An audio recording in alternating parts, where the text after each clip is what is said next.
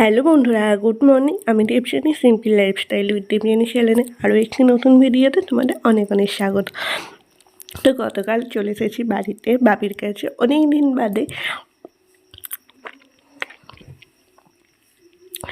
আর আজকে একটু বেলা করে ঘুম থেকে উঠেছি, মানে ঘুম হয়ে গেছে অনেকক্ষণই, কিন্তু উঠেছি একটু বেলা করে। উঠে একটু ফোন দেখছিলাম। এখানটা সেরকম কোনো কাজ নেই। আর বাপি গাড়ি ধুতে গেছে, আর আমি উঠে ফ্রেশ হয়ে এখন বিছানাটা গুছিয়ে নিচ্ছি।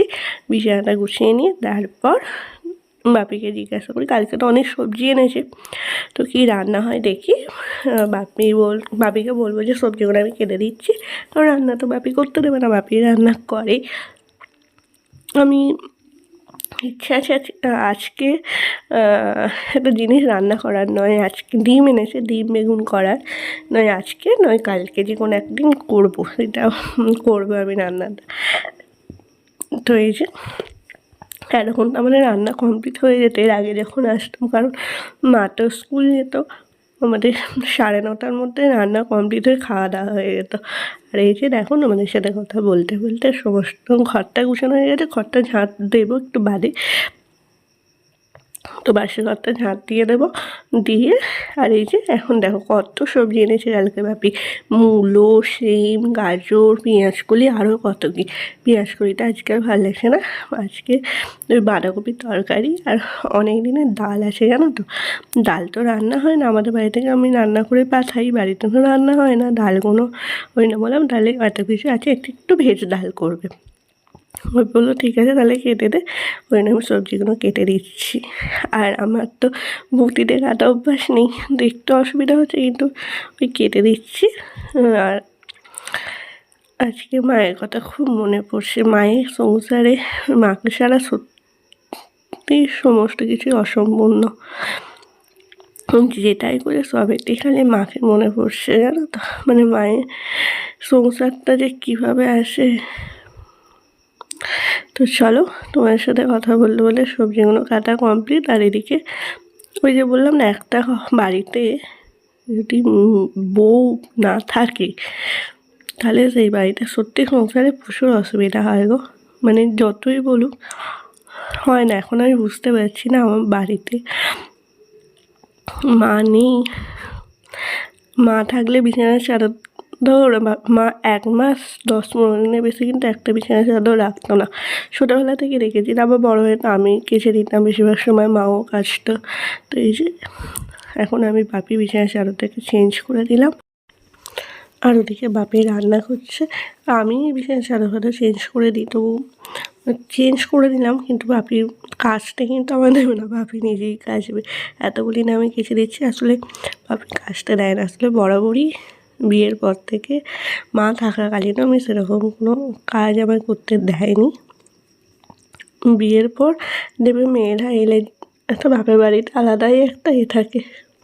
কিন্তু ওই যে ভগবান আমার মাকে নিয়ে নিল এত তাড়াতাড়ি, ভগবানের কাছে আমার মায়ের দরকার ছিল। আর এই যে দেখো এদিকে ডালটা হচ্ছে, একবারই কুকারেই বসিয়ে দিতে বললাম, বাপি বসিয়ে দিয়েছিল। এদিকে হচ্ছে বাঁধাকপির তরকারি, তো বাপি একটু কলে গেছে। আর এই দেখো তরকারিটা দেখতে ইয়ামি ইয়ামি হবে মনে হচ্ছে। সমস্ত কিছু সবজি দিয়েছে, গাজর, মটরশুঁটি, সিম, সমস্ত কিছু দিয়ে। তো চলো আমি এবার স্নানটা করে নিয়ে তোমাদের সাথে কথা হয়েছি।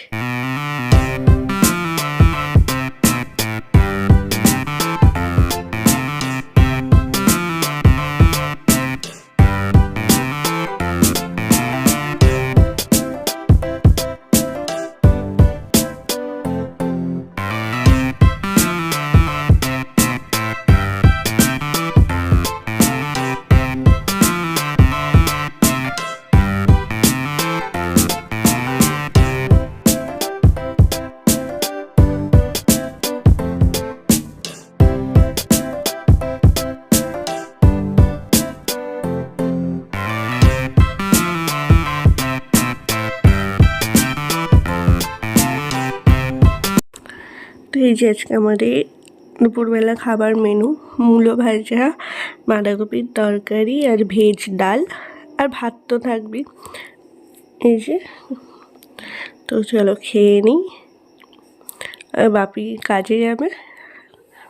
খেয়ে নিয়ে, আর ডালটা কত সুন্দর দেখতে হয়েছে না, এর সাথে লেবু থাকলে আরও ভালো হতো। আর এই যে খাওয়া দাওয়া কমপ্লিট, আর স্নান করেছে, চুলটাও ভিজে আছে, ওই জন্য এখন একটু উঠোনে রোদে দাঁড়িয়ে আছে। আর দেখো আমাদের বাড়িতে কত সুন্দর ফুল হয়েছে, আরও ফুল হতো জানো তো, কত ফুল চাষ হতো আমাদের বাড়িতে। গাঁদা ফুলের মানে লাল গাঁদা, তারপরে তোমার ওই রক্ত গাঁদা যেটা বলে ওইটা, এমনি বাসন্তী রঙের থোকা গাঁদাগুলো হয় সেইগুলো। কিন্তু এখন তো অল্প ফুল হয়েছে। এই গাছ বসানোর নেশা আমার মায়ের প্রচুর ছিল। গাছ বসানো ঘরের পিছনটাতে, এখানে ওখানে কত সব ফুলের গাছ বসাতো। ফুলের কেন, এমনি সবজিরও ধনেপাতা, তারপরে শিম, এইগুলোরও কত গাছ করতো মা। তো সত্যি সময় কত তাড়াতাড়ি চলে যায়, তাই না? তো ঠিক চলো, আজকের ভিডিওটি তাহলে আমি এখানেই শেষ করছি। যদি তোমাদের আমাকে ভালো লাগে প্লিজ প্লিজ প্লিজ লাইক করো, শেয়ার করো, কমেন্ট করো, আমার চ্যানেলটিকে অবশ্যই সাবস্ক্রাইব করো।